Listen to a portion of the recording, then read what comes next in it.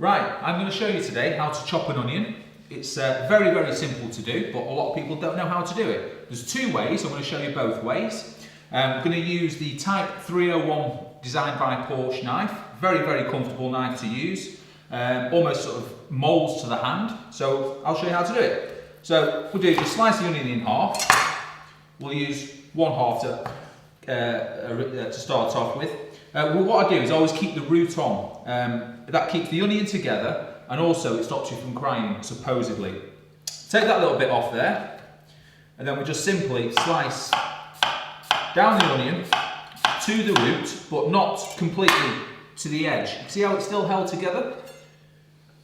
So keep slicing through. And then what we do, squeeze the onion back together, a bit like a tennis ball.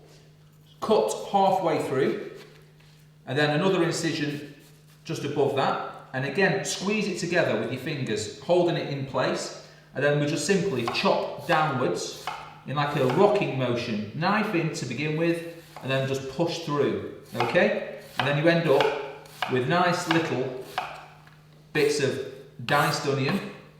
Just brush it off the end of your knife, and then turn your knife down, turn the onion over, hold the root again, and then just chop. Chop down the sides, chop down the sides. So it's all you're left with is a tiny little bit of root, and you've got all this wonderful chopped onion. If you did actually want it a little bit finer than that, you can always go through the onion with your knife and just chop through like that. But obviously the longer you chop, the chances are you're going to start crying, and I can feel my eyes going a little bit now. For the second bit of onion, what I'm going to do is show you a different way of chopping. So we'll just get that one out of the way.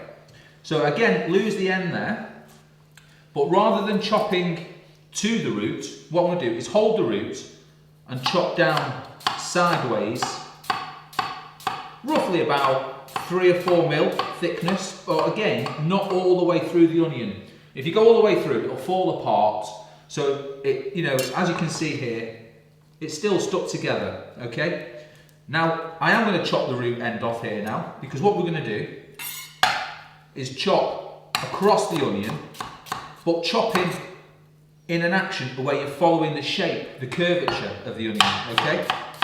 See how knife just glides through? That's what we're after. And then turn it over, chop again, and then put it flat on the board this time, and chop sideways on. And then again, you've got nice chopped onion ready for sauteing, to make your soups, whatever.